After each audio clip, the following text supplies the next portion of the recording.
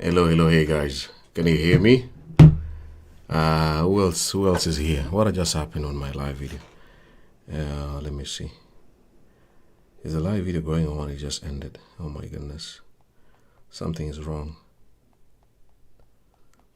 Can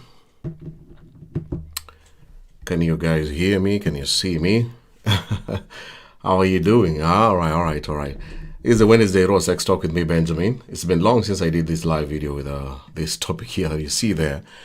The show was always every Wednesday, but unfortunately we took a break. But today we are back. You can join in and give your contributions. It's on Wednesday. We talk nothing else but strictly about sex. So where are you watching me from? Let me know your location as I wait for you to come here. We're going to be talking about how long should someone last. There is a person who sent me a message and told me that the man, that lady said her man lasts only 1 minute. 1 minute. Just 1 minute. And he has already finished. I even posted it on my Facebook page for people to give in their comments and their contributions and what exactly it means to that specific couple. So how long should it last for a couple when they're having sex? How long? Let me know. How long should it last? Okay, let us see here. Ankrad Leo, hi there. Derek, what a nice topic. Yes, it's a very interesting topic. You need to stay here to hear the story, especially the ladies. Come here and understand why men don't last longer. What is the reason why a man cannot even last for more than 5 minutes? What is wrong these days? Or everyone should reach orgasm on their own. Help me to share the video. I have somebody here in the studio who are away. Adam Smith, I'll mute your microphone. Can you hear me, Adam Smith? He's my first guest here. I do hear you. What's up, man? I'm okay. How are you?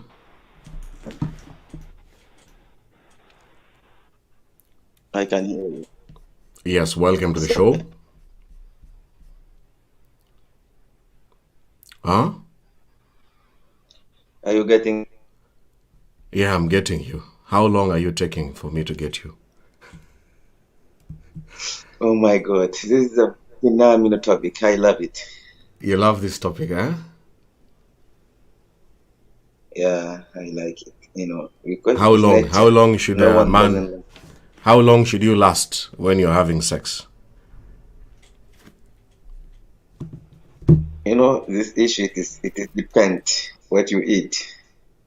Yeah. You know, The question is, how when long you should eat, you last? Can you say the duration before you say it depends? How many minutes or how many it is hours? no impossible. I am an African. Shouldn't be how many minutes? Oh my God, how come? So for you, how long should it last? Huh? This it, it, it, it, it, At least, if I am Uh-huh. in my, at least At one least hour and what? above. One 1 hour and hour and above. above, 1 hour and of above. What course. are you doing on top of a woman? 1 hour and above. Oh my God, come on, man. I'm an African, You're an Africa. because yeah, because Africans they don't suffer about these games. Never ever. Because Ah, the power we had actually ah. is coming from the nature, Where Naturally we are strong. where are you from? So Which country? I am from Africa continent. African. Are you from Uganda? Of course not. Which is your home country? So we know that you people in your country, you can go 1 hour. 1 hour on a woman. From South Sudan. Are you a Sudanese? 100%. Sorry? 100%. Very 100%. Yes, yes, I am. Yeah, Sudanese. This is 100% Sudanese. Says he can go for 1 hour. Ladies. 1 hour. Kevin Yamari says 3 hours. So you say it depends with the food. In South Sudan, what food do you eat to last for 1 hour? Mr. Oh my Adam. God. Oh my South God. South Sudanese food, they eat natural things. For example? For example, fish, Uh-huh. meat, Yes. you know, Fish, specifically meat. Mm-hmm. specifically sheep. Wow, Yeah. unbelievable. Wow.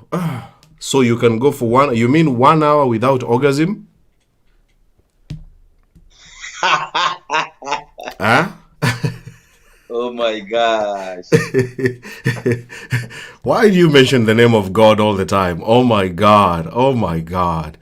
Oh God. Hallelujah. Hallelujah. So you go 1 hour without orgasm. So without orgasm, so how you gonna go on? We're gonna do what? Of course, it is supposed to be climax exist. So before you climax, how long do you take, Mr. Adam?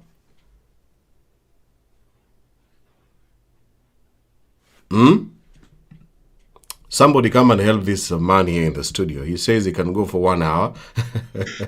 Click on the link that is pinned there on the comments. You can hide your face if you're very shy. But if you're not shy like Benjamin, the show is open for everyone. Ladies, come here and talk to the men.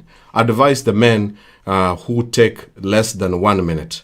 How can So you advise a man who takes less than 1 minute? could Yes, you Mr. Adam. could could you answer your question by your own? For me, Yes.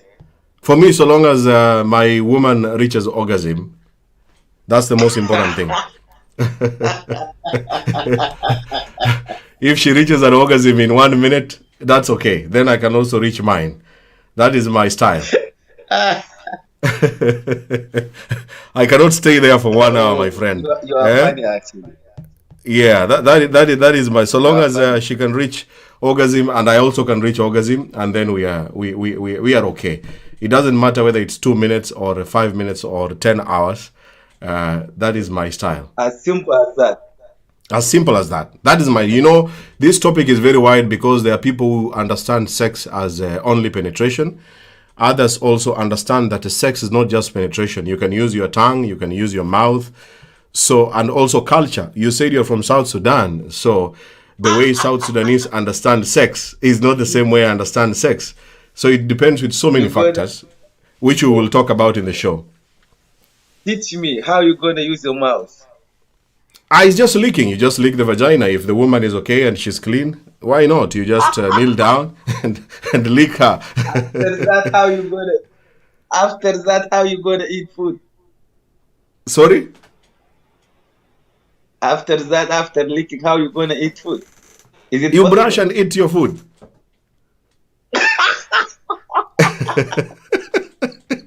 it, it is not poison. Licking down there is not poisonous. Oh You are not. Nobody has died. Have you heard in the funeral ceremony they say Adam Smith died because of licking a woman's vagina? Have you heard of that before? I I can't do it. I can't do You it. can't do it. Even if You're you an go, African man. I can't do it. Even if you Ah. gonna do, oh my God, I Even if I can't do give it. you money. What kind of money? If you If the give me woman wants to whatever, give you, if the woman wants to give you 2 million, whatever, I can't do it. no matter how much money you're given, you can never lick a woman. Never. Never, ever, ever. And are you okay for a woman to suck your penis? Up to her. Are you okay? Yes or no? I don't, I don't mind, but it is up to her. I said up to her because Oh, oh. for me, no, I can't do that. Forbidden to me. So the longest you have ever been on top of a woman, how many minutes did you take? No, to be honest, I never been with that game before because I'm not yet play that is kind of game because I'm still young. How old are you? I'm only 27. 27. So are you a virgin? 100%. You have you ever had sex before? Me? Yes. Never ever. So what are you saying? You never had sex Because before? You have no yeah, because experience because I know from my own from statistic, watching videos? no, because my own statistic about my power, because I knew, because I did research, because I'm researcher by the way. You are a researcher of sex. No, because it is logic. So you have to Yeah. because they teach in the university this course. So how come? Yeah. If you if you're intellectual, you have to study. If you don't know how to do that, you're supposed to take course online, whatever in physical university. So you have to study. So you 27 don't. years. You study about sex in the university. I didn't say study. You're supposed to do research. You If research you don't know online how, about how long? if you don't know how to play that is game. Do you know which country lasts a very short time, according to research? So many, so many, Which so many country countries. lasts? Which country lasts under 3 minutes? No, because I can't mention the country because I am intellectual. I can't mention the country, For but you, there are you're so from many. South Sudan, huh? Specific, specifically in the Asia continent. So many. You think Asian people last very short? Asian take a very long time. Asian can stay there for 1 hour.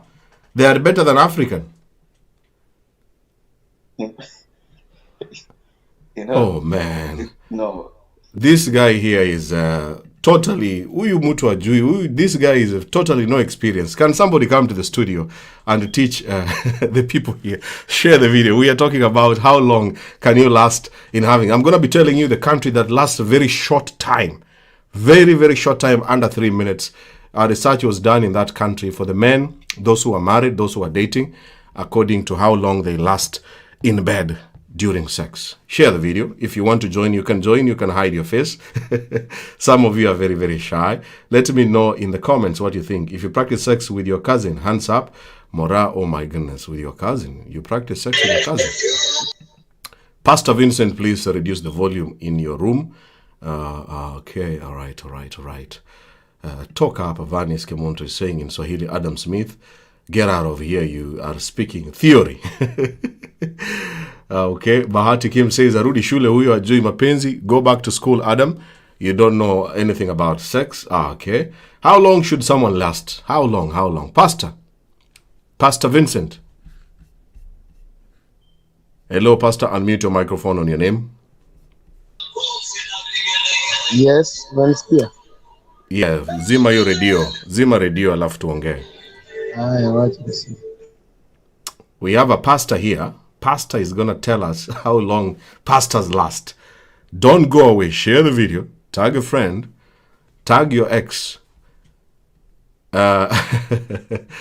Pastor, unmute your microphone, please. Okay. Hope na iko sawa. Iko kabisa. Talk to me, Pastor Vincent. Kwanza kabisa ningependa kukushukuru Aha. Unanitiaga moyo sana. Asante sana. Wewe ni pastor? Yes, mimi ni pastor hapa mjini Nairobi. Mjini Nairobi. Unapenda topic kama hii ya leo? Tusipokuwa na kama topic kama hizi, watu wataishi aje kwenye ndoa? Watu watakuwa wanadanganyana, wanapata ukimwi ama wanauana. Si ndio hiyo sasa? Kama sex sio mzuri kwa boma, itatafutwa nje. Si ndio hiyo? Si ndio ukweli ndio huo sasa? Tunakuwaka na couples meetings, tunafundisha mambo kama hiyo. Couples meetings atupiti kando. Uko pastor kwa muda gani wewe sasa? Okay, nimekuwa pastor, assistant pastor kutoka 2007 mpaka 2009. Assistant pastor from 2007 to 2009 katika mji wa Nakuru. In Nakuru, Kenya. Nilipokuja Nairobi nikakuwa assistant pastor in JDM Church kutoka 2010 mpaka 2015. Okay, fanya summary, do a summary. So you have been a pastor for how many years now? So a stationed pastor niko 6 years now. 6 years pastor in a Protestant church. Yeah. So let's go straight to the question. How long should a man last when having sex? In your own experience as Pastor Vincent. Naweza sema ya kwamba hii inahitajika, unaweza last kama huyuko mchumba wako hayuko karibu. Wakati when you are having sex, I'm talking uko na yeye, sio long distance. Hii topic ni uko na yeye kwa nyumba na mmeanza mambo, umeanza kazi, umeanza kusoma katiba. Okay. Inafaa ichukue muda gani? Hii inaanzaga so long as umeingia kwa nyumba. Inakulaga muda sana kwa sababu lazima ianze na macho. Unaanza na, you start with the eyes. Eyes. Kiwa kwa nyumba, umeingia kwa nyumba, jinsi mke wako amedress, jinsi amekukaribisha. Unaweza tuseme umetoka kazi saa 11, saa 12. Umeanzia pale, ile ianziagi kwa kitanda. You don't start from the bed, you start from outside the bed. Yeah. Masungumuso, kujiandaa kidogo kidogo mpaka kitambo ikifika pale. Uwe lazima uwe kwanza romantic. By romantic, what do you mean? Yani lazima umuandae mwenzako. By doing what? What do you do for your wife? Are you married? Do you have a wife? Yes. What do you do to your wife to prepare her? My wife natumia kwanza sweet talk, kuongea vizuri na yeye. Sweet talk. Somebody type there on the comments, sweet talk, sweet talk. Step number 1, sweet talking. Yes. Step 2? Step 2, unatumia mikono ambayo ulipewa na Mungu. Use your hands that God gave you. Yeah, kumapapaza vizuri. Caressing and touching her. Yes. Step 3? Step 3. Step 3, sasa ansa hiyo maneno. Start the real work. Yes. Kisha ansa hiyo maneno. By the way, ladies, kama wako hapa ndani wanasapa evidence na mimi. Hiyo kitu Bogongo si kuingia ndani. It's not about penetration.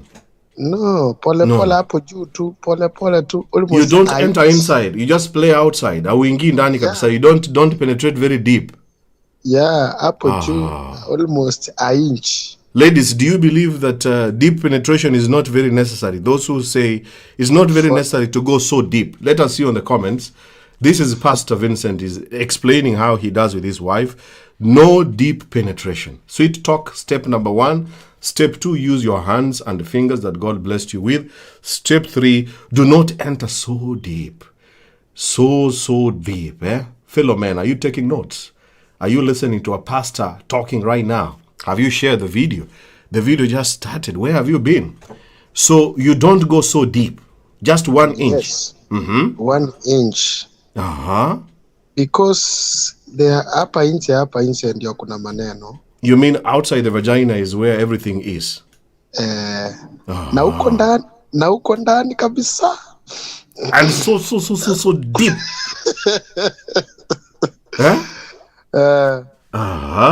Okay. And when you do that, don't be quiet. Don't be quiet, please. Another very important technique. Don't be quiet. Yes. What do you mean? For example, what does it mean, don't be quiet? talk to your fellow, mwambie ni hivi, uko sawa na hapo? She can communicate. Communication is very important during the sex, so that you don't finish too early or you don't take too long. Yes, so that one can take too long. Sio kuku eti ufike pale na utoke. Kwa hivyo kwa kifupi kulingana na experience yako, sweet talking, touching her, entering slowly and not so deep, inaweza kuchukua kama dakika ngapi on average ukijipima vizuri? How many minutes can it take you? For me, not less than an hour. Not less than an hour. This is from talking, you have not even entered, and even during entering all together. From talking, it can take you to 3 hours. Yeah. How about the real action when you start penetration? 1 hour. How many minutes can it take you? How many minutes, Pastor? When you penetrate? Penetration. Penetration, sa umeingia ndani. Umeanza na kofia, kichwa umeingia ndani. Itachukua how long? 45 minutes is good, and or 1 hour. 45, you are still inside her? Yes. Hey, Pastor. Wow. How do you stay longer? You don't reach orgasm. Haumwagi bwana. Unafanya nini ndio usimwage? Nimekuambia technique. Technique. What technique do you use so that you don't come? Don't enter. Usiingie yote mara moja. Don't go deep inside very quickly. Yes, that's a very good technique. Yes. Yes. Then unampea muda yeye amwage kwanza. You have to wait for your woman to reach an orgasm first. Yes, sometimes nyinyi wote ni mara moja ni sawa. Nyinyi wote mara moja ni sawa. Sometimes you reach your orgasm and the woman reaches her orgasm is okay. Yes. And other times? And other times ukitaka vizuri ni hivyo tu, wewe uende akimwaga mara moja, ya pili ndio ukuje kumwaga na yeye. So your technique, the woman should first reach orgasm, then you after as the husband you reach your orgasm. Yes. Do you describe and teach the people in your church to do the same, especially the couples who are going to get married? Do you advise them to do this? Yes, I do. So the woman should reach orgasm first? Yeah. Ladies, do you agree with what Pastor is saying? Fellow men who are watching here, I see my brother MC Miggy, a champion, is in the house. Ask a pastor where he learned that, because such techniques are not in the Holy Bible. Pastor has disappeared. Oh no. Oh, hallelujah. This show is every Wednesday. I started it a few months ago. I took a break, but I'm back every Wednesday. Mark the calendar. Every Wednesday. Type there on the comments. Every Wednesday, this page here is strictly about sex. And we are talking about protected sex. We are talking about sex of people who are supposed to have sex. Obviously not a random sex or sleeping with anyone and everyone. We are talking about safe sex. And it's strictly safe sex. So share the video, tag a friend. Let us talk to another man here. I need ladies in the studio. You can join as a lady by clicking on the link pinned there on the comment. The show is only 1 hour. You can see we have gone 23 minutes. So we have less than 40 minutes to go. If you're a lady and you want to contribute, come to the studio now and then we hear your opinions. Geoffrey. Yes, sir. How are you doing? How are you, sir? I'm doing good. Long time. Long time. Welcome to the show. Thank you. Thank you so much for joining me to this Wednesday Raw Sex Talk. Welcome. Yes. You see the topic? I can see the topic. How long should a man last when he is having sex, according to your experience?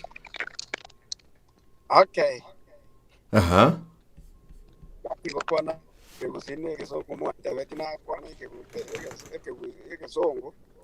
Yes, speak in English. Yeah. Yes. So, as a normal person. Normal person? As a normal person, when you need to have a sex with your baby, Sex with your partner? Yes, your partner. You know, sometimes it takes until you Geoffrey Ondigi, check your network. Check your network. Geoffrey Ondigi, unakatika katika. We cannot hear you. Geoffrey Ondigi, please. Check your network. Check your network, please, and then come back. Or restart your phone. Mr. Joel Mogaka. Unmute your microphone on your name there, on the name Joel. There's a microphone sign. Look at your name, Joel. Hello? Hello? Yes? Can you hear me? Yes, but the volume is a bit low. Please put the mouthpiece near your mouth. All right. So, Welcome to the show. thank you. Thank you. We can't hear you very well, Joel. Ebu weka nini karibu na kwa mdomo. Can you The hear me mouthpiece. The mouthpiece, the one you're using. Oh, man, I lost him. This man. We have a lady in the studio. Hello there, Faith. Hi. Hi there. I'm surprised these men are coming here for sex talk na tukiwatafuta kwa Mingusha watu wapati. Yeah, the people like talking about sex anyway. It's a number one topic on the internet. If you start this show, you will have many people joining. Okay. Yes. Sasa So kwa are nini you here to unaenda contribute? Yep. Yes, as a woman, thank you so much for joining us today. According to you as a Faith, how long should a woman last? Because you're a woman, talk as your experience. How long should you stay when you're having sex? At least 1 hour. 1 hour, okay. Explain, what do you mean by 1 hour? Okay. So, when you meet someone, like, okay, it depends. When you meet your guy, you just don't go to sex, you know? You have to like Assuming shower. now you've met Both of you like us, have to yeah. shower. That is me anyway. Yes, after you've met your man, you go to shower. So when you start showering, you start counting the time from the showering. Oh yeah, sure. Because maybe we're gonna shower together. So you have to shower and I have to shower either way. You Okay. have to be After clean. showering? That is me. Now we start like the kissing, the foreplay and stuff, and then sasa, yeah, start now making out. Okay. So how about the time when you're having sex? How many minutes or how long minus the showering? Let us start now in bed or whatever, or on the carpet or in the kitchen or in the balcony. Minus the showering and the caressing. How many minutes should it last? At least 45 to 45 minutes. 30 to 35. 45 minutes. 30 to 35 minutes. 30 to 45. 30 to 45. It depends uko na dress ya miaka ngapi. Kama saizi nikipatana na mtu niko na dress serious even 1 hour. Now you can take 1 hour. Yes, it depends on the dry spell. You mean 1 hour to reach an orgasm, or in this 1 hour you can reach so many orgasms? It depends. Just a minute. Let me switch off this thing. Hii depend imekuwa mingi. It depends with so many things. Ladies, eh? Okay, let us wait for her to come back and we go on. Faith. I'm back. Yes? Yes, welcome back. So you are saying that it depends on what? Dry spell. How long you have stayed without sex? Depends. Yes. Yeah. Yep. That feel depend pia how do you feel that guy? No, sex is different. Out of experience, there's a guy I really feel and there's another guy I won't feel as much. You mean there's a man, you can have sex with him and you take longer to reach orgasm? Actually, there's some boring men. Do you know there's some boring men? Those that ask you, how do you feel? How do you feel? And you like, okay. This man who ask you so many questions, eh? Like, I don't know women, if women will tell you this, like, Yes. Kwanza kuna mmoja, he really loved me fine. Lakini ukikoa, inatoka. Sasa huyu mtu kwanza anashinda kikuuliza how do you feel, how do you feel. Sasa utamwambia aje? Ukikohoa nini dick inatoka ndani ya vagina?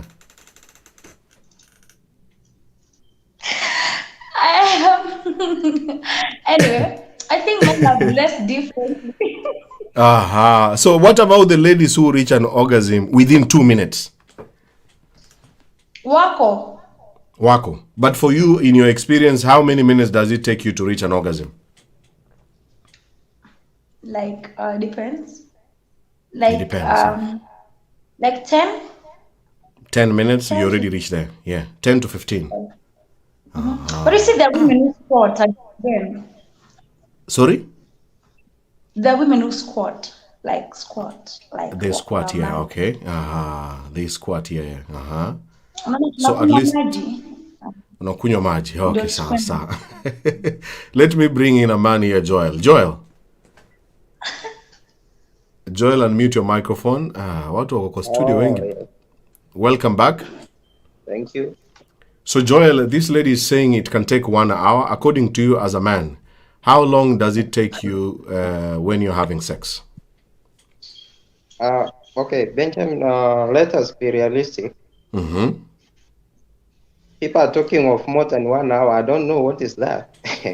1 hour, they have included showering, discussions, caressing. Oh, okay. Uh-huh. If that is the case, then we can that can be okay. But if it's the act and you are taking 1 hour, then maybe that's a big lie.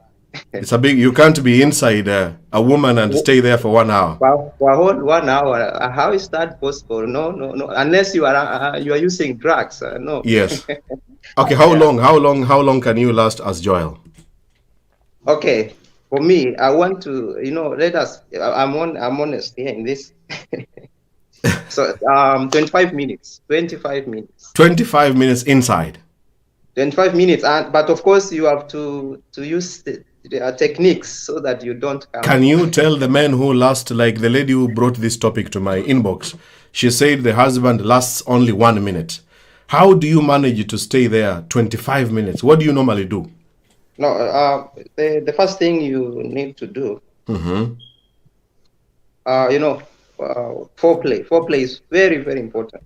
Foreplay, okay. Can you explain that briefly? So actually, you know that today, maybe tonight, I'm going to have this. So what you do, when even you are at work, you even send some flirting message to your partner. Yes. You are preparing psychologically.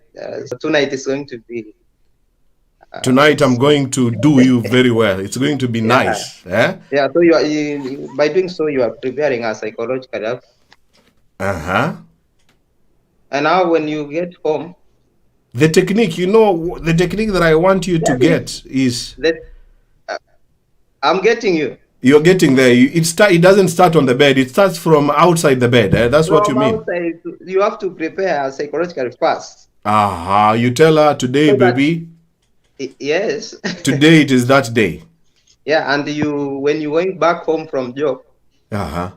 Of course, a surprise. You should carry a surprise, huh? Yeah. What surprise? No, you can buy even a chocolate. It depends how much you have in your pocket.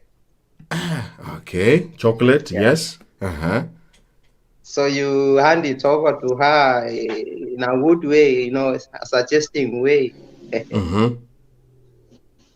And if now like Pastor said, you have hands, huh? Use your hands that God has blessed you with. Tumia mikono. Exactly. Yes. So you use your hands. Yes. Of course, you're going to touch her softly as you talk sweet words to her. Yes. So you're bringing her to the real mood. Yes. And then you continue like that. You're going to start, maybe you don't just enter direct. Huh? We are trying to imagine this is Joel doing, eh? You don't just enter immediately. Joel. No, you don't do that. You take your time before you enter. You prepare her until she even wants to put it there. You have to prepare the woman until she pulls the dick inside her. Yeah, that is it. Man, are you taking notes? If a woman starts pulling you and wants to put it inside, you know that you have done a very good job. Exactly. My guests who are there, Faith, do you agree with this man so far? Correct. Correct. Very good. Very good. I have another guest there who is called Jacinta. Jacinta, can you hear me? Hello there, Jacinta. Jacinta's network is not so good. Hii ni network sio poa sana. Okay, let's continue, Joel. Now you are going inside her. You are entering her. How do you stay for 25 minutes inside? That's the technique that I want the men to hear from you. Unakaaje hapo ndani 25 minutes bila kumwaga? All right. The thing you do now here. You start. You don't just. Like Pastor explained.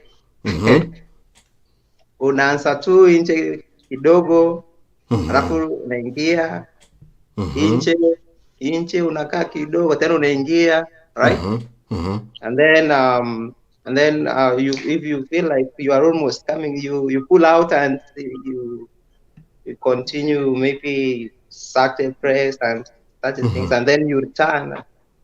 Like a minute, you pause for a minute, and then you continue. If you do that, you're going to rest.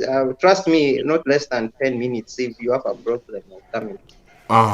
So when you feel like you're almost reaching an orgasm, you pull out and breathe in and breathe out again. Yeah, and the other important thing, when you're doing that, your mind should not be there. Actually, you should try and imagine like maybe you're watching a football, but in the real sense, you're doing that. You should be thinking about another thing. Yes. My grandmother is so sick. Oh, my grandmother is so sick. No, not something like that. Yeah. Something like maybe watching football or a movie, but don't. Yeah, just to distract your mind. Yeah, because if you're going to actually think exactly what you are doing there, you're going to come. If you think about the orgasm, ukifikiria kumwaga ndio utamwaga. Definitely. Very good technique. So men, are you taking notes there? You don't enter so deep. When you feel like you're almost reaching an orgasm, pull out and also try to think about other things when you're inside. Don't think about reaching the finals. You are reaching the orgasm. Don't think about that. If you think like that, you're going to finish within 1 minute and you will leave your woman suffering without reaching an orgasm. Let me ask Faith, do you agree with this man so far so good? Correct. Correct. Okay. Thank you so much. Everything is correct. All right. Bundesiana is in the studio. Bundesiana, welcome to the show. Thank you so much. How are you? I'm fine. Thank you. Thank you for joining us today in the Wednesday Raw Sex Talk. You're welcome. Yeah, so far you have heard what our guest was talking about, Mr. Who is this? Mr. Mogaka. He's Mr. Mogaka. And he was talking about the techniques of lasting longer. So we will go straight to the question. Let us make it brief, Bundesiana. According to you, how long should a woman last? My response to that, it will depend with the woman in question. And there are some factors that leads to that. You mean there are ladies who can take longer and other ladies can take shorter time? Yeah, and others moderate. So it depends with the lady in question. Ladies, are you taking notes? So it depends with a woman. Ladies, I want you to take very serious notes. Get a piece of paper. Some of you take very long. You are taking 30 minutes to reach orgasm, and this man can only manage 2 minutes. So where are you going to get 28 minutes? You will suffer. You will cry. The lady who sent me a message told me, Benjamin, I have been single, I've been married, and my husband reaches orgasm within 1 minute. Every time we are having sex, he reaches orgasm within 1 minute, and it's very frustrating for her. And she has been thinking of even cheating on the husband. That's why we are doing this topic here. So take notes here. Bundesiana is about to tell us how it depends with a woman. So, Bundesiana, quickly, can you describe what you mean by saying it depends with the woman? Okay, the first thing is the emotional and psychological connection with this person that she's getting intimate with. Because naturally, with women, for intimacy to take place, it starts psychologically, emotionally, then physically. So it depends with how deep or how shallow the connection is. That is one point. If the connection is that shallow, it's like she's forcing herself. She will even fake the orgasm. In less than 5 minutes, she's done. So if the But if connection is so good, yeah, she will take long. okay. And then another thing is the foodstuffs that is consumed. What do you mean? Foodstuffs that are consumed. For example? Majority of ladies love junk food and These fries, days, which yeah. which is actually not good. You'll find someone telling you they can't eat greens, and greens are one of the most best foodstuff in the human body, whether a man or a woman. So the foodstuffs we eat can determine when someone can go long or during either long period or short period. Yeah. Food is very important. Be careful about what you're eating before or even during sex or all the time. Just be careful about the food you're eating. Then we have something called the mood. Mood here is very essential because naturally ladies take long to get horny than men. So if she's horny, in that mood of horniness, and the guy who she's deeply rooted emotionally and psychologically in, she will take long. She will take long. Mood, you mean like there's a time when a lady has the moods of sex? Exactly. And there's a time when there's no mood at all. Yeah. So if she's in the moods of having sex, she will reach orgasm very quickly. Yeah, because the body wants it emotionally. That is what she wants. So she will take longer. And that is why that is why the men are always advised, if they are really feeling horny and they need their women, it's good to prepare them early. If the mood is bad, try to do something to make the mood better. Yeah, because this is your woman, you tend to know her when she's horny and not horny. Sometimes she's not horny and you are horny. You need that intimacy session with her. Prepare her early. Because for men... Hold on before you talk about the men. Let me ask the viewers. Ladies who are also watching us, we appreciate all of you, the ladies who are watching, more than 300. Tell us the signs of a very horny woman. Signs of a very, very horny woman on the comments, so that the men, some men, we don't know. I can't tell that, oh, today she's very horny. I can just assume and imagine. Some of us, we think that when she's very wet, when you touch her and she's wet, you think that she's very horny. Ladies who are watching on the comments, give us 2 signs that a woman is very, very, very horny. And number them, number 1, number 2, and so that the men can understand when their women are very horny and they want sex. Yes. How about the men? You were saying something about the men, Bundesiana. Yeah, as I was saying, that is why men are advised to prepare their women early, because if you really love your woman, you'll know when she's horny and when she's not horny. And if it happens she's not horny and you need her sexually, it is your responsibility to turn her on, because naturally we ladies are very good at adapting and getting assimilated to events and situations. So if my man wants me like tonight and I'm not in that mood, if he prepared me like maybe starting from yesterday evening or today early in the morning when we were both leaving for work, this night I'll be ready for him because psychologically I'm prepared. He has prepared me. Okay. Yeah. It's a lot of work for a man to do. Joel. Yes. You're the man in the show right now. What Bundesiana is saying, can you tell when your woman is horny? Are you able to notice the signs? Benjamin, you can tell because this is the person you are living with. Yes. For you know her better. You know when she needs it. She can even come around and start touching you. You know, you can tell. You can tell. Yeah. Let me read the comments quickly. Bundesiana, Faith, and Joel, my guest tonight. Joe Ingari says that the women become very moody. Wanakuanga moody sana. Okay. Olivia Alpha says, you can tell if you focused on her. She dresses up sexy and touches the man. What Joel you're saying, she will touch you. The woman becomes very touchy. Another one here says, Naoma Nyona say they cry. When a woman is crying a lot, analia tu kila saa, unapata analia. Bahati Kim says, kukuwa na hasira mob, a woman becomes very annoyed and angry very easily. You know that she's very horny. Okay. Shalom Upendo, just take notice of her eye contact. Okay. All right. Mimi Magi says, it's for me, it is the cycle that determines the cycle. I mean, the monthly cycle. Sometimes she will be horny. It determines that. Naomi Nyona, it gets angry. I don't know. Faith, before I let Bundesiana to finish up and I add more guests, signs of a very horny woman. What are some of those signs a man should look for? She becomes very touchy. Like, you know, if the man is in the house, you just want to be around him, you know. All the time close to him. Oh yeah, you're putting on, like, dressing up sexy, you know.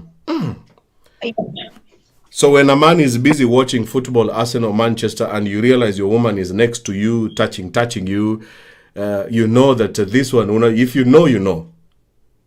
Oh yeah, you can just come sit on him. Yani unamsumbua tu. You know, yeah. For me, for my case.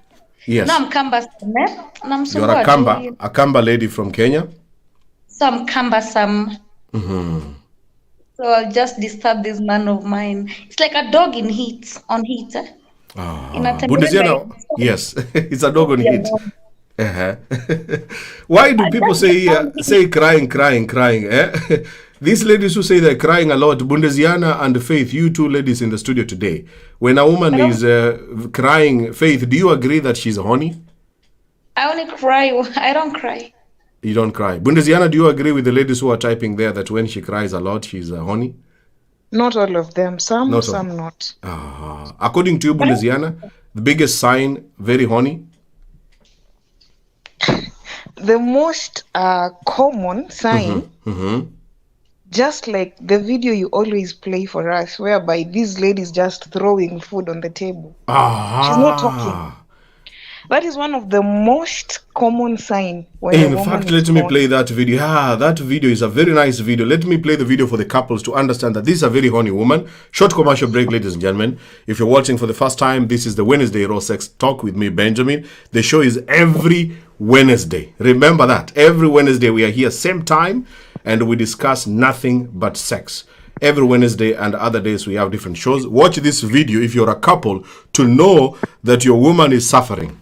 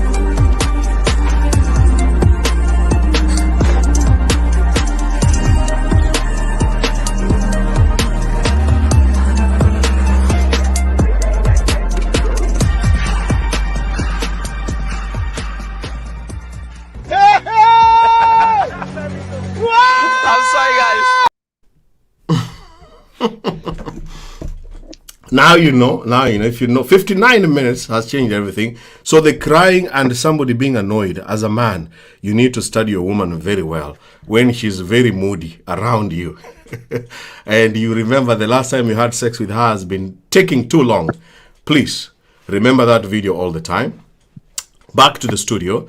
Bundesiana, I want you to wind up finally. What do you want to say about this time of how long should a woman last? Another factor is the environment. The environment, yes, very important, very important. Explain what you mean. The environment can determine whether this lady will last long or short. For instance, if this lady is dating someone's husband, the suspicion, the insecurity, definitely that sex won't take long. Hii kwa Kiswahili ni ya kuibana. Kuibana ama kuibiana. Okay. Another thing like sorry? Waswahili wanaita kushare. Kushare, sharing is caring. Ule anakupea ndiye ananipea. Okay. Yeah, Bundesiana, yes. And then for guys who live with their relatives, that environment is so also hard to have an sex. issue. It's very hard. Yeah, because like when you guys, you are horny, you need your man, you start romancing, then the next thing is the knock on the door. Very annoying time. Yeah, very, or very being annoying. called. Yes. So the environment plays a very vital role on whether a lady will take long to orgasm or not orgasm at all. And this is advice to family members who come to stay with a young couple. If you're a family member who goes to stay in someone's house, remember that these two people need to have sex. You are one of the reasons why they are going to divorce. You are killing their marriage. Don't stay in someone's house for a long time. Whether you are a brother, whether you are a sister, whether you are a parent. Can somebody tell relatives, please, family members, give families time and space. Keep going. Yeah, if someone is to visit, let them just take like a day or two and go back to wherever they're coming from to create a conducive environment, because a cool and conducive environment will result to a pleasurable, satisfactory, and nice intimacy session. Wow. I think it's a very good point there. What about the guests? Do you agree, Faith? Relatives staying in the home can affect the time of sex? Oh yeah, that's true though. Yes. And how about you, Joel? Joel, do you agree with what Bundesiana is saying? The family's members coming to stay around can affect you guys? She's absolutely right. Yeah. Thank you. All right. I have Pastor. Pastor was here. Pastor was our first guest. Pastor is back again. Pastor Vincent. Yes, sir. We have a pastor in the show, but the pastor is hiding his face. I don't know. Wewe pastor unaficha uso kwa nini bana? Niko kwa kitanda. Uko kwa kitanda. Uko uchi, umevaa boxer ama umevaa vest? Vest, na najua first haikubariki kwa studio. Kuja hapa umarket kanisa yako bwana. So you have listened to our guests who have been talking about how long you should last. Is there any addition you want to put in this talk today? Yes, nile nilipotea kidogo, ningeendelea. Mahali dada yangu amemalisia pale about the family members, about children. Yeah, family members and children can affect how long you can have sex. When children are around, you just sneak in and have a quickie, haraka, na hiyo haraka mwanaume atamwaga na huyu mwanamke atabaki kwa mataa. Yes. Na for sure, let's say the truth, wanawake hawakuagi haraka. You mean the ladies don't reach orgasm quickly? Yeah, hawakuagi haraka because most of them they are before waanze hiyo maneno wanakuwa, ndio maana tukasema kwamba lazima uandae from the word go. Let me ask Faith and Bundesiana. Faith, is it true that you ladies take long? Well, it depends. Depends with the man. Sometimes it can be. I don't know about other ladies, but personally, it doesn't take quite long. Like she said, it depends with how I feel that person. If you feel him, you will not take too long. For instance, my boyfriend, I'll take like 10-15 minutes. It all depends. Women are blessed differently, just like men are blessed differently. Okay. Yeah. And Bundesiana, what do you think for the ladies? Is it some ladies take too long? Yeah, when turning her on when she's not horny, it takes long. But when she's already horny, it doesn't take long. Okay. Thank you. Yeah. So, Pastor, you are saying some men take too long. And the men, are there men, Pastor, like a man? Are there men who take long? Yes, kuna men ambao wanakaa sana. Alafu pia niongee na ndugu yangu hapa nilisikia akisema ya kwamba kwenda sana eti ni ngumu. Yes. That word sio ngumu ndugu yangu, ni rahisi. I can agree with Siana, ani kama expert katika hiyo section sana. Bundesiana, yes. Chakula inamata sana. The food you eat is very important. It can make you to stay longer or shorter. Kingine pale ile design umepakuliwa hiyo chakula pia inamata. Unamaanisha nini, Pastor? Namaanisha hivi. Jinsi ambavyo mwenzako amekugawa. Jinsi ambavyo anapanua miguu. Yes. Automatically akiwa amenyosha mguu akarara design ya mende. Hiyo mwanaume kawaida lazima umwagara. What Pastor is saying here, for those who don't understand, he is saying that also the way the lady is reacting in bed.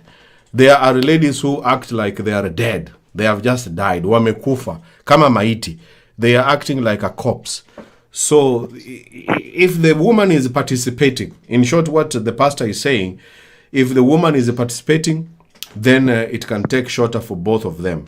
If the woman is not participating, then the man can finish quickly and the woman will suffer.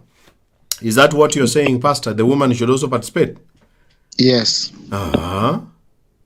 So, hiyo pia inamata sana katika hiyo upande. So, kitu ambacho ningependa kusema zaidi ya kwamba for sure muda mrefu ni mzuri kuliko muda mchache. Longer time is better than shorter time. Yes. Alafu pia kuna kitu kingine, kuna wakati mwingine kama ulikuwa umesikia zaidi kufanya hivyo na mwenzako hakukuwa amehisi, pia hiyo inaweza fanya umaliza haraka kabla yeye hajamaliza. Alafu wewe kama mwenzako kama ulikuwa unahitaji hakukuwa anahitaji. If one of you is very horny and the other one is not horny, the one who is horny will finish quickly. Yes. Kabla ya mwenzako. Alafu sana wanaume sili ambao ningependa kufijua hapa leo ni kwamba the first one is not good, the second one might be good. You mean the first round is not good? Hiyo inakuanga na kierere sana. It is always a very kierere shot. Inakuanga na kierere sana. Hiyo kwa hivyo ya pili ndio ya maana. Hiyo hata kushikwa peke yake unaweza mwaga. So ladies, what this man is saying, please understand that the first round it can be very short. It can be only 2 minutes. So kindly understand. But there are men who are watching here, Pastor. There are men who are watching here. That one round, the first round, they can reach an orgasm and they go to sleep. Then they leave the woman suffering. That's why I got the message from a lady to start this topic. It is not always 2 rounds. How many men can go 3 rounds if you are over the age of 35 and you're watching this show? Can you go 2 rounds? I want ladies you to look at the comments. Any man who is over the age of 35 and you're enjoying this show and the talk, can you go 2 rounds, I mean reaching 2 orgasms with your wife?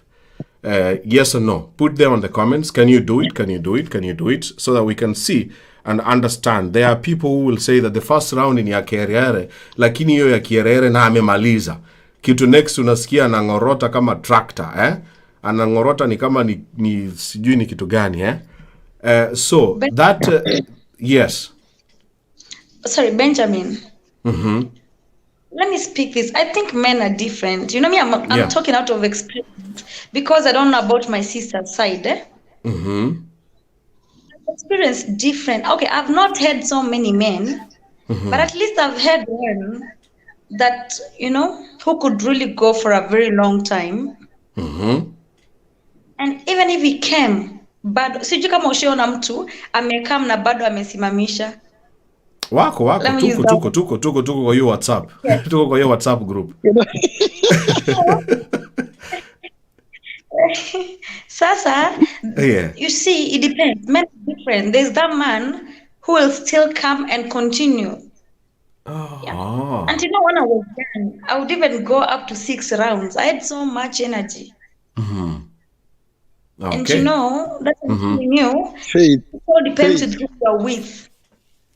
Faith, yes, Mr. Pastor. Benjamin. Yeah, Faith, Pastor want to say something? Faith, nadhani mwenye anaweza fanya hivyo Faith anasema ni mgeni. First time after 2, 3, 4 years in marriage, things change. Vitu kwa ground zinabadilika. Sinabadilika kivipi? Eh. The more unaishi na mwenzako, the more unaendelea kumuelewa. Alafu tu wakati ambapo unakaa na huyu mtu, unajua kuna mtu siku ya kwanza venye ulikuja Madam Faith haiwezi fanana ile siku ya yenye tumeendelea kukaa na wewe. Hiyo moto inapungua. Lazima ipungue. Sasa lakini tunaongelea mtu ambaye mnaishi ama ni aje? Tunaongelea mtu ambaye tunaishi na yeye. We are talking about somebody who have stayed for more than 5 years. Anyone, everyone. It's a general topic for people who have stayed longer or people who have stayed for a short time.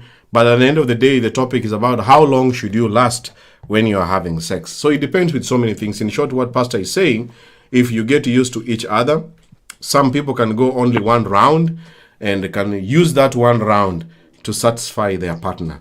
It doesn't need 2 rounds or 3 or 4 or 5.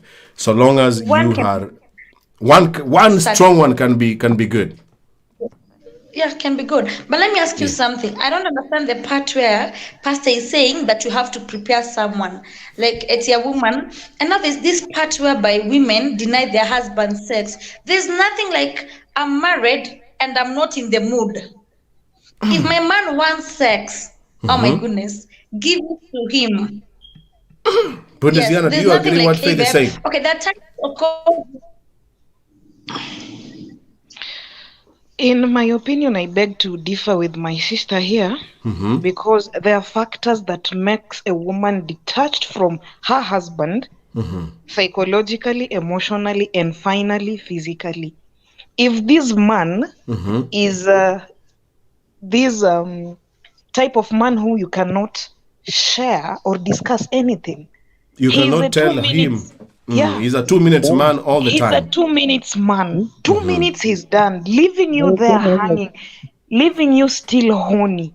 And it is every time you get intimate. This thing affects you. No stories about that. It affects you and it makes someone shut down and withdraw.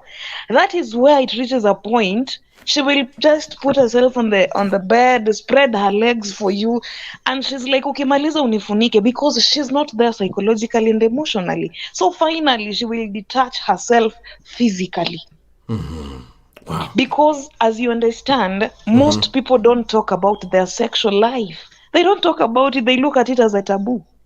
So it is hard and difficult. So in such a scenario, you don't even have those feelings. You don't even get horny. You're just there. Faith, So how can you give yourself to your man? And you know you're he's not always 2 horny? minutes. Exactly. But He's trying to romance you, to nibble you, but emotions are not there. Feelings, you can't get turned on. Because in your mind, you just know after 2 minutes, this man has ejaculated and he's leaving. You start feeling pain. You start Let crying. me ask Faith. Thank you, Buneziana, for disagreeing there in a polite way. Faith, if you have a man who comes 2 minutes every time, complain, umembembeleza, or you have tried all you can to tell him, every time you reach your orgasm, I don't reach my orgasm. Will you have moods to continue having sex with him? You have tried all. Is your husband? You have talked to him and you have told him to stop, because this topic is from a lady who is married and the husband reaches orgasm within 1 minute. The lady has tried to explain to him how it affects her, but the man is not changing. The man alimwambia, you reaching your orgasm is your problem. For me, I am so tired, I am so busy, and do what you can for you to reach your orgasm too. That's what the man told the woman. So if you have such a man, don't you think when you are affected, you will have to say something, and sometimes you will never have the moods? What do you say?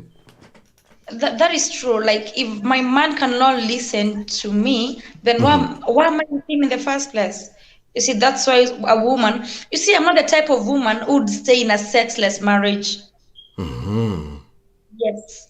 If there's no sex and you're my husband, no, you're telling me that it's not your business. So whose business is it? I mean, why am I in that marriage in the first place? I can't stand that personally. No, that one is understandable. I can't stand kuchafuliwa. Hasa hiyo ndio ile kuchafuliwa. Watu wanakuja juu wanakuchafua. Hapo siko. Sitaki uchafu. Wow, thank you. Let's watch this short video here one more time. This short video here for the couples, especially for the for the men. The men. This video is for the men who are watching and following this discussion. Please watch this video now. This video is only for the men.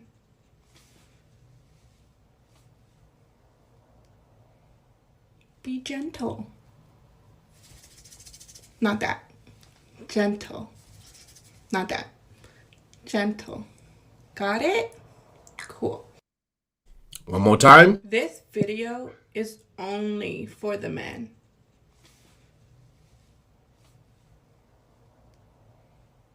Be gentle. Not that. Gentle. Not that. Gentle. Got it? Cool. Thank you. The two men who are in the studio, Joel, do you agree with that video? Yes, I agree. Yeah. Because sometimes men are very rough, thinking that if I'm very rough, I will make this lady to reach orgasm quickly. No, actually, it's good to be gentle. Yeah. And when you are rough, actually, you are going to come fast. If you are rough as a man, you will finish quickly and you will leave the woman hanging. Exactly. Pastor, Yes. are you a gentle pastor? Yes, that is why I told you kupenetrate ni kuanza pole pole. All right. Thank you so much, Pastor. All right. Pastor Faith, I need some guests in the studio, and Faith, Bundeziana, Joel, and Pastor, I want to say thank you, guys. I need to give time to other people before I finish the show. So asanteni sana. Yeah. Benjamin, Yes, Bundeziana? before you put me out of the studio, Yes. there's this other point of romance. Romance is really, really very important. Most people don't know anything about romance. Romance plays a very, very important role. That, people believe in penetrative sex, that is sex. Not really. The real intimacy, the real sex is on touch. And what is touch? It is the romance. How my man touches me, how he plays with my hair, that touch, that connection is direct to my soul. It can make me reach orgasm even without him penetrating me. It shouldn't power of always. Exactly. The power of touch finishes everything. It doesn't need to be penetrative sex, especially for those men who have issues like their 1 minute or 2 minutes. And their lady is 10, 15 minutes plus. This is now where romance, the touching part, comes in handy. They get to learn about these tips, like fingering, stroking, licking and sucking, and the gentle rubbing, like just the video that you played a few seconds ago. They need to they need to embrace this and make use of it.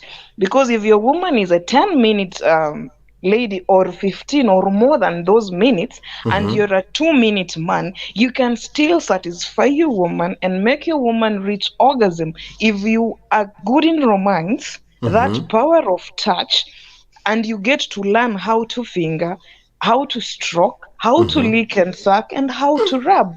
Your woman will never cheat on you. It is as simple as that. Hallelujah. Mr. Bogongo. Yes. Somebody type hallelujah. By the Hata way, kwa kufanya nini Faith? Better Yes. hapo kwa leak and suck. Leaking and sucking. Hapo akwa ametua hapo. If a man knows how to do it well. Yeah. Benjamin, bwana hatuna mabwana hapa. Hii talk Wale wenye watanyonga mnyonge leo kabisa. Yes. So the next topic we're going to have is about oral sex. Is it good or bad? Which includes licking and sucking and fingering. Yeah, we're going to talk about that next Wednesday show. Oral sex. Pastor umeguzwa na kitu what do you want to say? Hao dada wamefundisha vizuri. Watu wangeelewa hii. Ingekuwa mzuri. Alafu pia ile kitu kingine ningesema, hiyo yenye walikuwa nasema ya kwamba unajua kuna watu ambao wako weak naturally. You mean weak? What do you mean? Mtu ambaye unakuta kwamba ana nguvu za kiume. Hiyo kuna watu unakuta kwamba hawana nguvu za kiume. So ningependa pia kushauri huyu mwenye ana mzee wake hana nguvu za kiume, mzee upgrade katika upande wa romantic. Kumusweet talk, kumuongeresha vizuri, kumupapasa vizuri, kumtendea mazuri, kitamba afike hapo, atakuta kwamba hata kama ana nguvu atakuwa amejaribu kufika kule ambapo wengine wanafika. Asante sana Pastor. Thank you. Alafu tena nisaidia last round kuplay ile video yangu hapo. So nisaidia tena kwa itakuwa mzuri sana kwa YouTube. Pastor Vincent, the YouTube video Yes, Pastor what is your new song? What is the title? Eme Chande. Meaning that, yes. But again, I've also realized I have friends who, when they are sad, wananyima mabwana. Like they don't, you like a woman. For instance, like me right now, you see, I'm from work, I'm basically tired. Supposing I had a man here and I just got home at about 10. Na bwana amefika na mimi ndio nimefika kutoka kazi. You know, your mood might have had so much stress, and men go through so much that affects them as well. Mwanaume, he doesn't just have sex to think about. He has he has so much to think about that can affect him as well. As women, we should understand. Na sisi wanawake, you should also entice your man. Get in the house, go do some shaving, do some waxing, your bikini wax. Look good, Smell good, look good. Smell, but anyway, unajua hiyo, smell good, be clean, and don't say no to your man. The women who I know women. Mwanaume anakuja kusikia tu anasema mimi sijisikii kumpatia. That is wrong, and that is why a man ukinyima mwanaume siku moja, siku ya pili, that man think, okay, this is my wife, why is he denying me sex? It shouldn't be like that, whether I'm tired or I'm not. Yeah, my husband for me. That's why you're married. That's why you decided to become a wife. Not really. You see, if my husband is horny and I'm here, the minute he starts caressing me, I get into the mood. Hata kama nimechoka aje. People are different, but that is me. Wow. Thank you so much, Faith. Ladies who are married, have you listened to what Faith is saying? Please, stop denying a man. What men want is sex. Men who are watching the show, can you confirm that what you want is sex? Let us not beat around the bush. You need sex.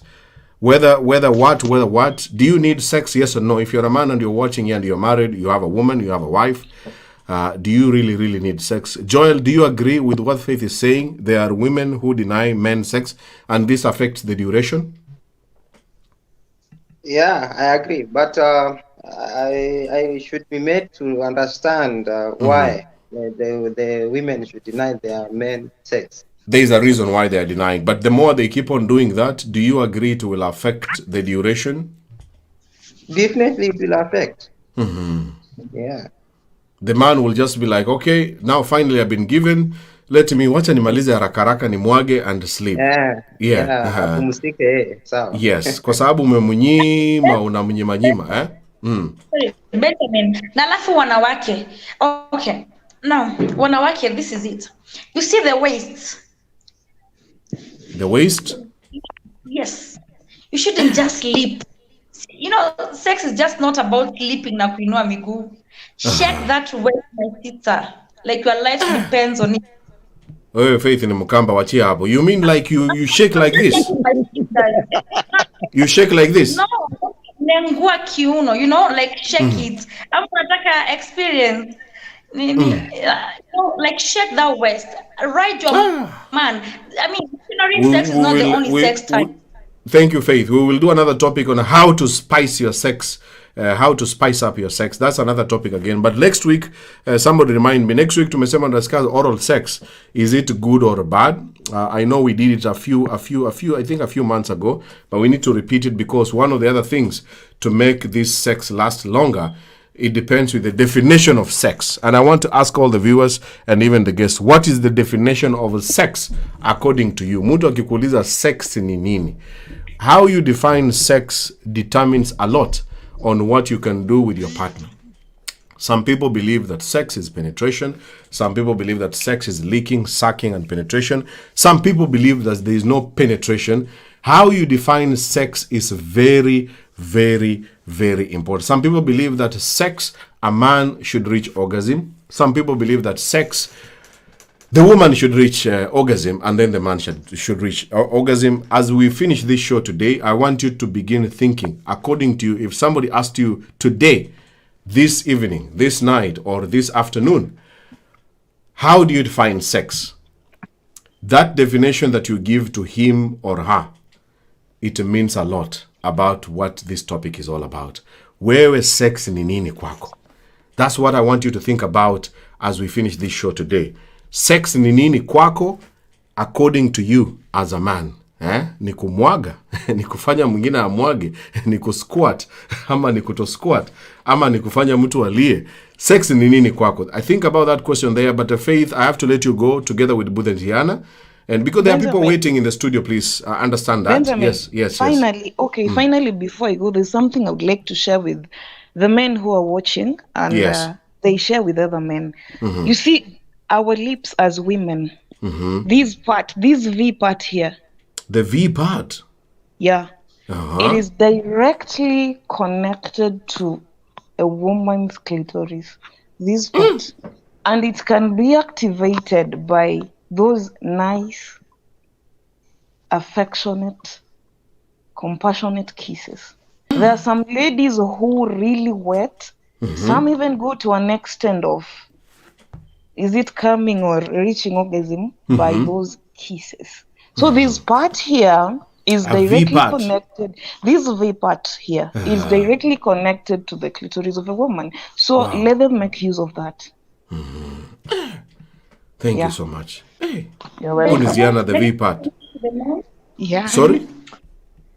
Let me say something to the men. Oh, thank you so much. Don't strain much. Kama you're a 2-minute guy, and health-wise, you're not okay. It's something you can do with diet.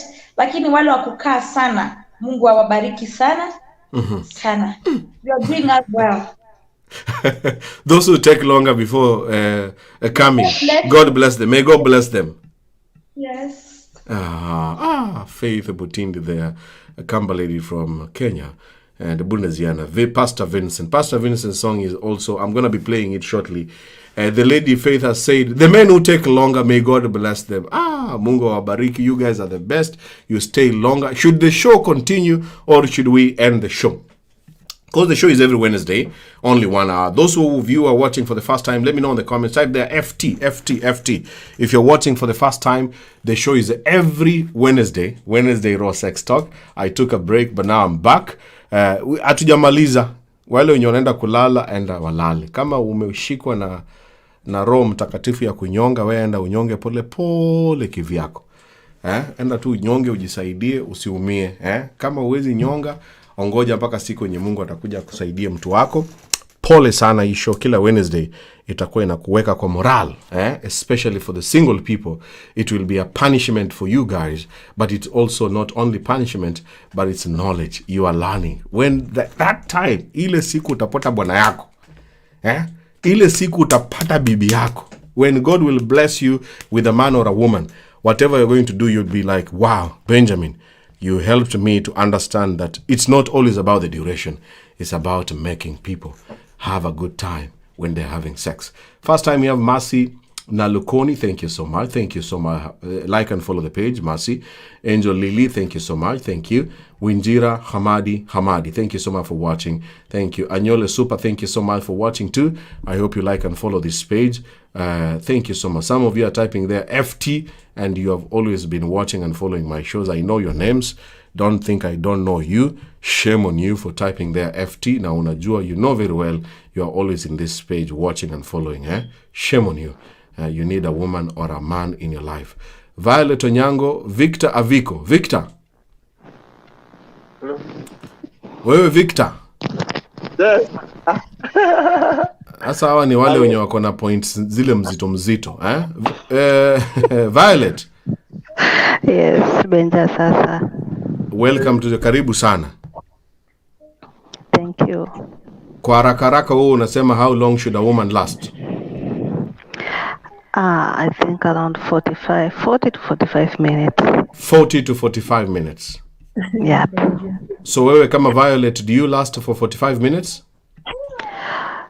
Yeah, because it will be include romantic. Romance is there. He says everything. Yeah. But when the man enters inside you, how long can you stay? In general, both of us, 45 minutes to 40 to 45 minutes. Both of us. When a man starts to penetrate you, can you stay for 40 minutes without reaching orgasm? Ama wewe orgasm yako inakujanga after how many minutes?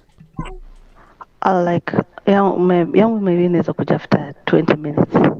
After 20 minutes? Yep.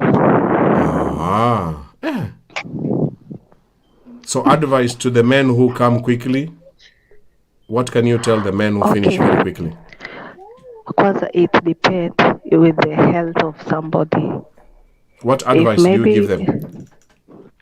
I'll just advise them that it's really bad for ladies, and they should check up on their health or dietary. Yeah, because ina depend na vitu mob yenye ina bring that problem. Okay, thank you so much. Victor. Yes. Let's talk to Victor. Yes. Can you hear me? I can hear you, my brother. Yes. According to you, with your experience as a Victor, how long should a man take? Let's say even 1 hour. Even 1 hour? Then you start slowly. Slowly? First, you start with, you make a lady preparation, you see? Prepare her. Hiyo kuruka kama baiskeli. By prepare unamaanisha nini? Let's say romance. Take her slowly. Depends. Majority of ladies are different. So wewe unachukua 45 minutes? It depends, even 1 hour. Kama uko ndani? Yes. How do you stay longer without coming? You start slowly and then you take it out, you see? Can you understand? You start slowly and take out? And then you go again. You see? And then your mindset is kupika haraka. You must are you together? We are together there, but and then what matters, even chakula, umekula mchele, and then you are going to perform. Yeah, never ever. Mchele hapana, if you eat rice, you will not stay longer. Yes, ugali. No, there's a certain tribe in Kenya. I didn't mention. Yeah. They are so because of the food. You mean the Luya people from the western side of Kenya? Those are good performers. There's a certain tribe, men are poor. Very poor, kwa sababu wanakula chakula mbaya. Mchele hizi vitu waru. I didn't mention because of elewa. Victor Vico. Okay, thank you so much. Let me talk to Jmo. Jmo. Niaje Buda. Karibu sana. Thanks manze, nikuna appreciate sana. Yeah, thank you so much. Unasikiaje? Unasema chakula inasaidia?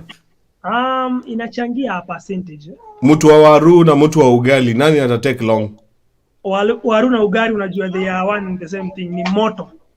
Oh, so mtu wa waru na ugali wanaweza enda to the same. Sana. Ni wasi wanoma sana. Hakuna ati ni mimi nikikula waru na wewe ukule ugali utanishinda. Kuna. You know Benjamin, eh? Yes. What I think about this thing, there is a person who said sex is a game, eh? Yes. And different players has different ways of playing their game. So right now with the experience I have, date madem kadha, nimelala madem kadha. I'll not lie to you. My wife is here, she's hearing that. Eh? Na ni kitu namwambianga. One thing people should know is wachezaji ni tofauti. Messi hachezi kama Ronaldo. Unaget? So sex number one iko based na nitasema the player number one, eh? The player himself. The player himself, eh? Kwa sababu hii topic tunaongelelea hapa, nikuulize tu swali. You've had different ladies in your life, not lying, si ndio? Yes, that's true. Kila dem umelala naye, are they the same? No, they are very different. Kuna mwenye anakaa maraka, kuna mwingine mwenye utalima, ulime, ulambe, ushike, lakini akam. Kuna mwingine anakaa migi na ana squat, kuna mwingine anakaa ma squat. Very different. Very different, yeah. Me, I'm into ladies when you squat. My wife does that and I love that very much. Aha, wewe uko team squat, eh? Hiyo mimi napenda bro. Sana. Hiyo sipendi mimi kabisa. Sipendi hiyo ku squat hiyo. Choice ni tofauti. Kila mtu ako na choice yake. Yeah, that's so. What I think, so for you, what I think duration ya penetration I pin the level of being nice in sex ama satisfaction. Unaget, eh? Mimi nadhani ya number one romance. Prepare, unajua tukisema story ya kuprepare dem si kumwambia kunini. You know, mimi naweza nikaangalia bibi yangu sahi na nikafeel I want to sleep with her. Yeah. Na sijamwambia mchana nataka tulale na yeye. You understand, eh? The thing is, how are you handling her? Unaget? Clit yake unaihandle aje, unamkisaje, unaget? You understand bro, eh? Huyo mtoto asikii maneno? Ni mdogo. Ako 2 years, eh? Hapana. Ni mdogo sana. Mtoe kwa kamera, usimweke kwa kamera. Watu watamroga. Ni just for the nini ya kukuonesha ni mdogo sana. Yeah, so clitoris, the way you're handling the clitoris, the breast, the neck, the body, you understand? Yes. Inamata sana. See, penetration actually ina play part. Actually hata mimi sidhani kama ina play part kwa sababu I think clit na G-spot ndo zina determine kama mtu atakuwa satisfied ama hatakuwa satisfied. So you can imagine someone akuje, you kiss, mshikane kidogo and then you penetrate, you've done nothing. Sio same na msea kam umdare kiasi ucheze na clit. Do you know ladies, some ladies, wacha niongelele nisiseme all, eh? Some ladies get orgasm even without penetration. By just kissing them, licking the clitoris, you understand what I'm talking about, eh?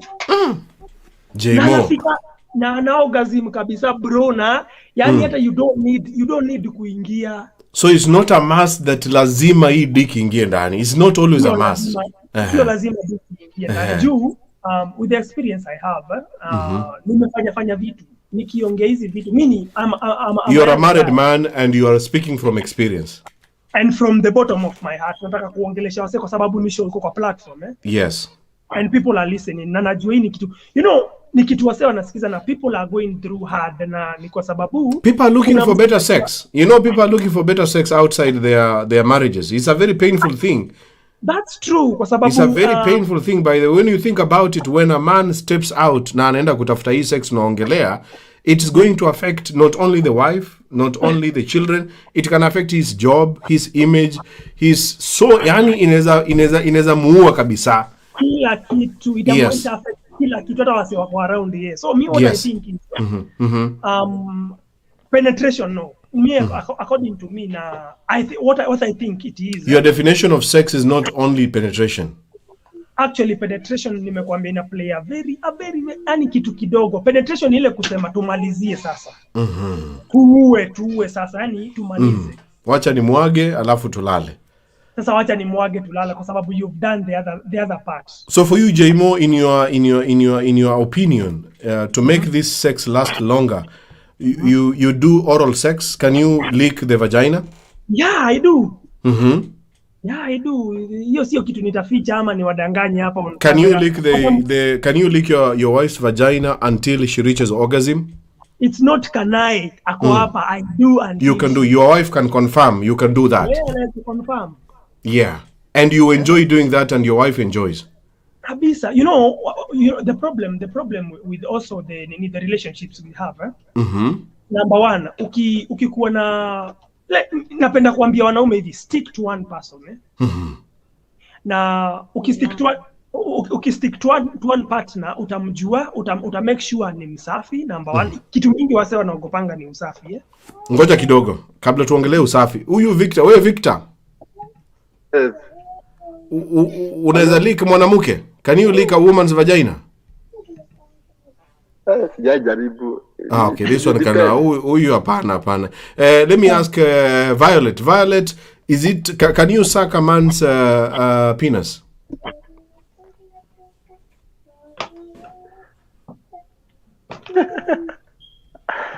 Violet, can you?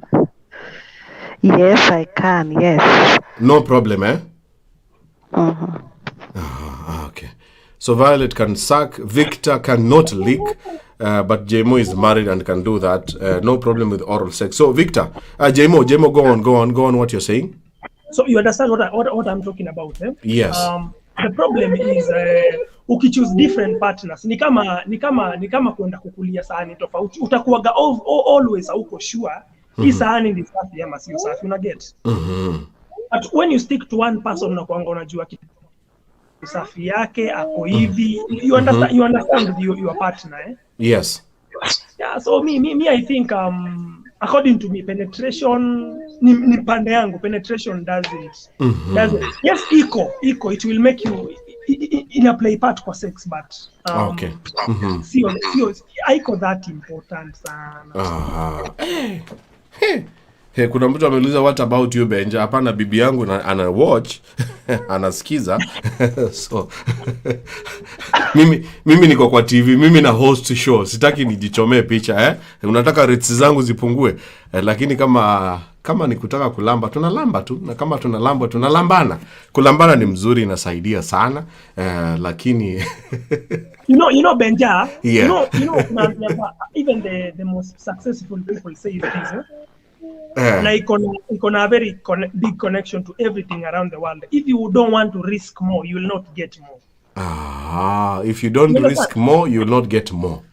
Unataka tu ukue shallow. Do you know the reason as to why most of the ladies love the bad guys? Ni kwa sababu they go an extra mile. They go an extra mile. Una get?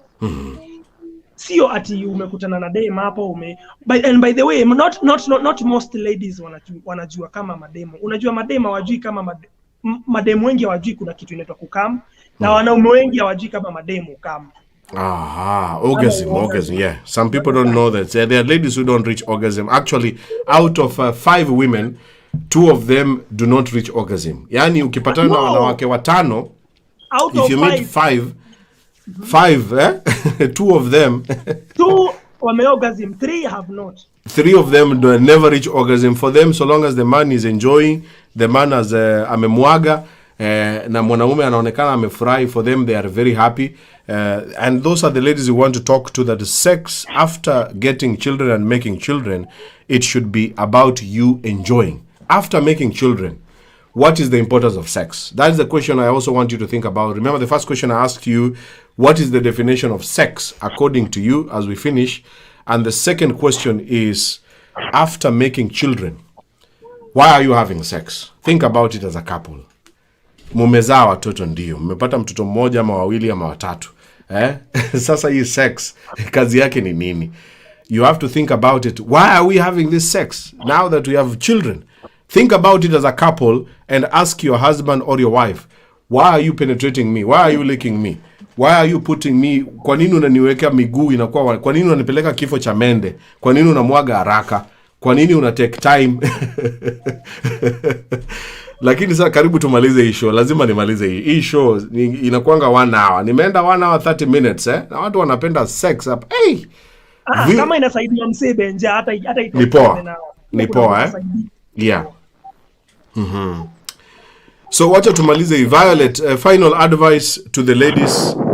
What advice do you give your fellow ladies?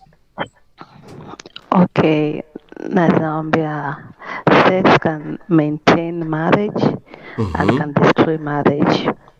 Sex can maintain marriage and can also destroy the marriage. Yep.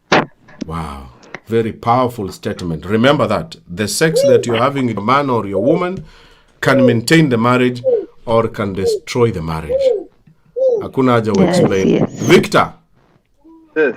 Advice to the men who come very quickly. Wale wanamwaganga na dakika 2. Unaweza waambia nini? Most of them, ladies cheat. You find a lady cheating. Sex can lead stress. Sex helps a lot. Sex is good. Helps. It depends on the person who you.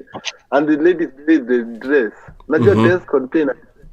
Yeah. Sio mtu anaandika anaenda kwa kitanda na nguo zingine fake. Amevaa t-shirt ya Uda.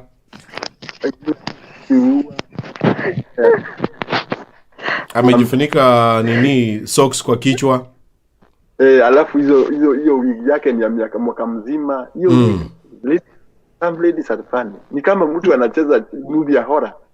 Anafanya horror kwa kitanda. Ni kama mtu anacheza movie ya horror.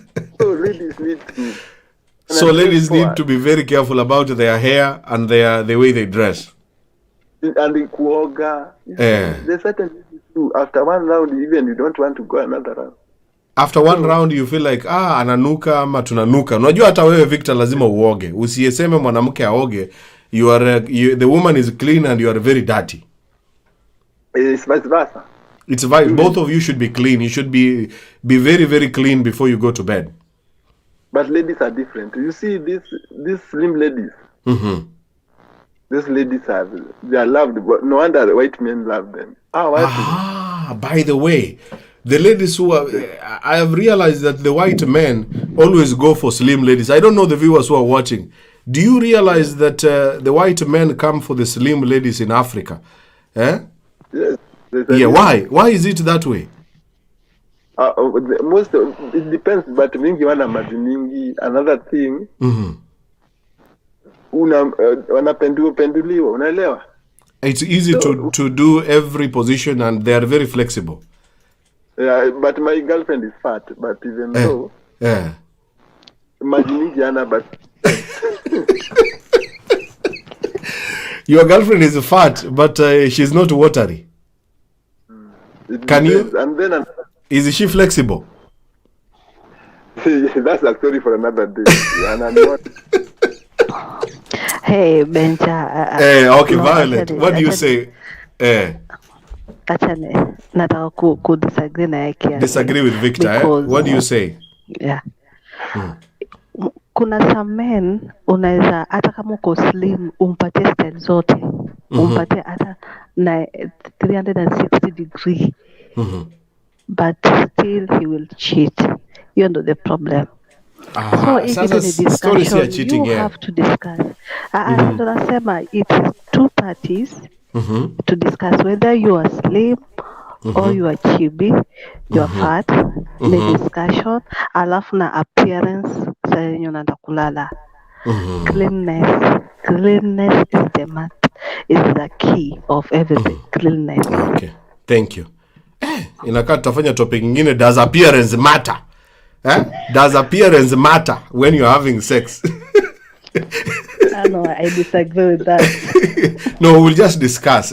Unajua, kuna wanaume wanasema mwanamke akikaa hivi anamwaga haraka, lakini akikaa hivi sura, does appearance matter? We'll also talk about that, because there are very many men who walk away from their beautiful wives, and I mean mothers of their children, and leave them. I had a show that of a man who is 45 years old and the wife was 42. They have 2 children, and because the lady gained so much weight during the marriage of 12 years, finally walked away from this woman, went for a slim lady who was 22 years old. A very, very sad story when she reached out to me and told me, Benjamin, my man walked away from me. And when I asked him why, it is because I gained too much weight.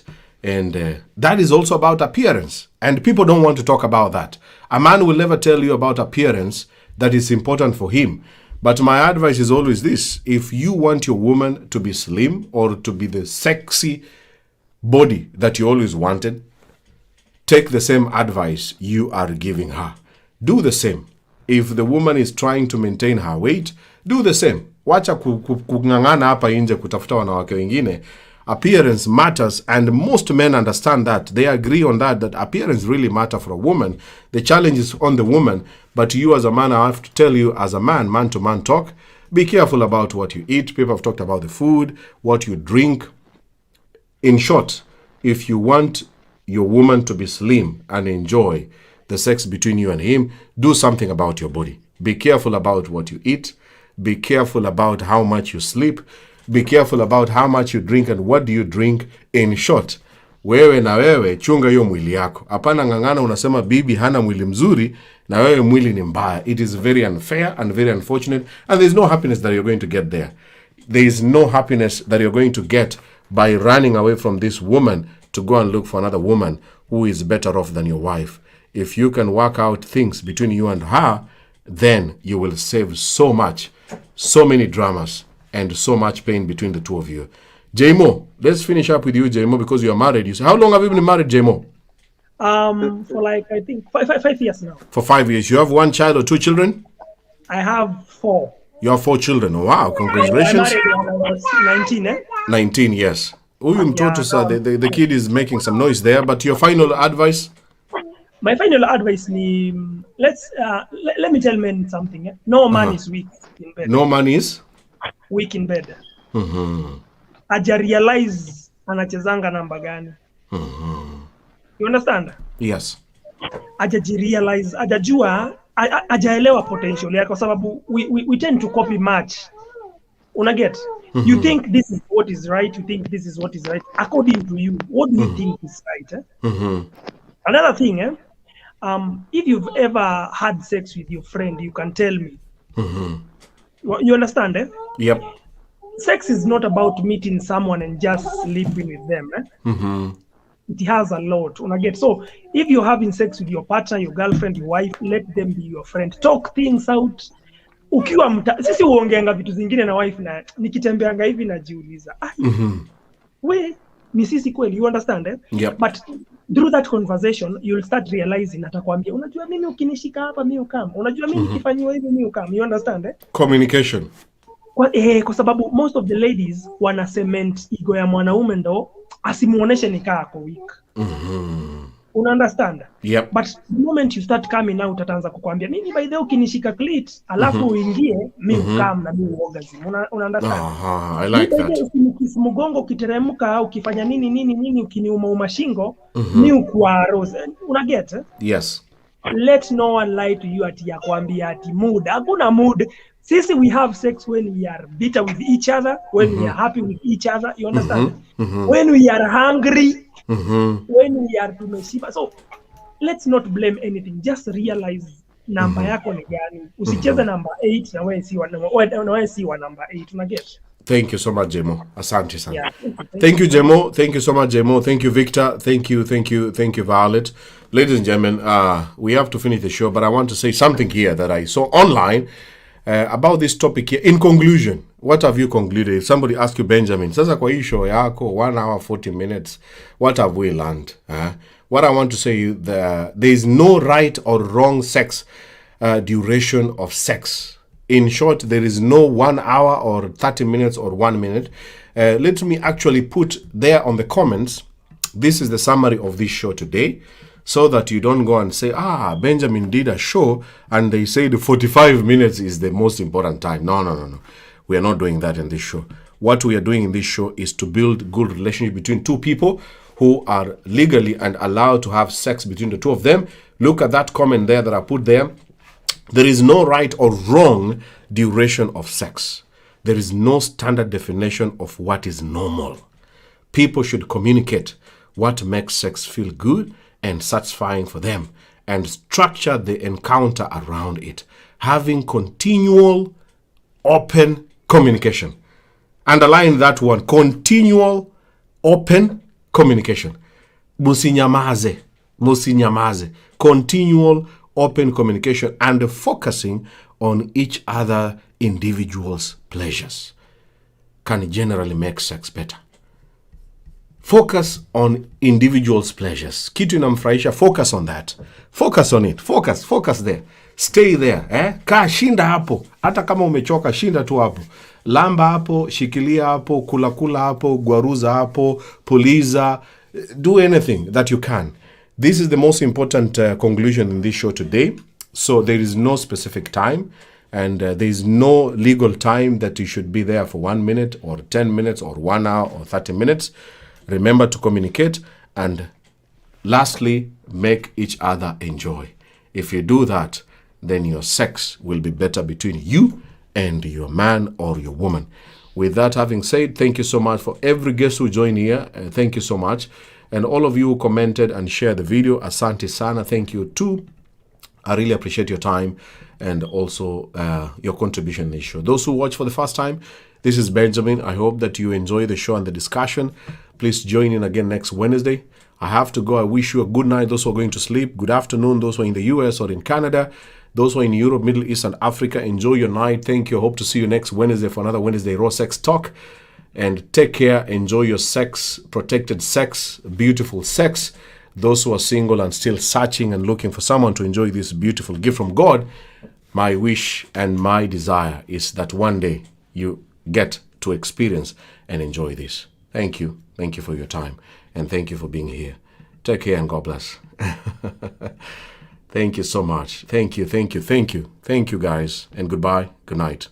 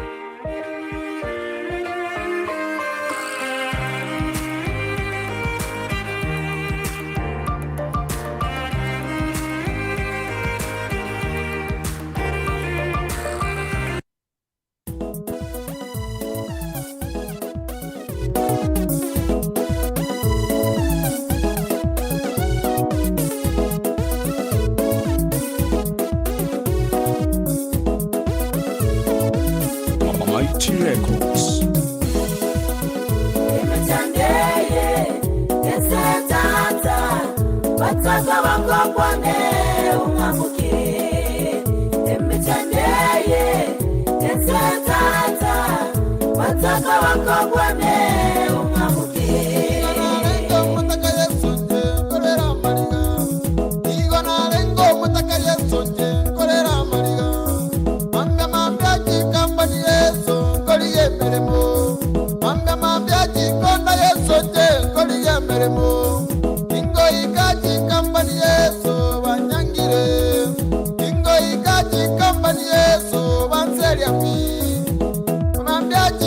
Yesu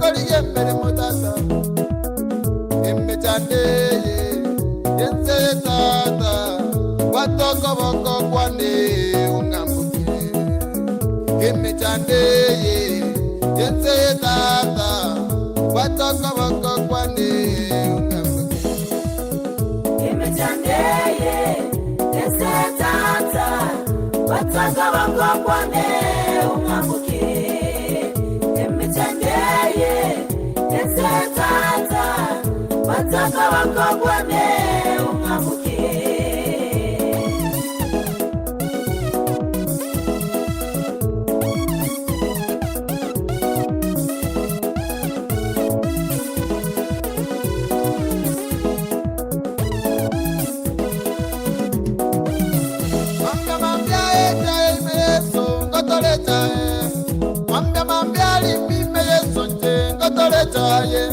Kingo ike tundubali Yesu bayitera Kingo ike tundubali Yesu bayitera Mambia jaye ime Yesu ngotole jaye Mambia bakendu me Yesu ngotole jaye Nonya no monyirira Yesu che noro ngaka Nonya na kambura kago Yesu gandera nje Kingo ike tundubali Yesu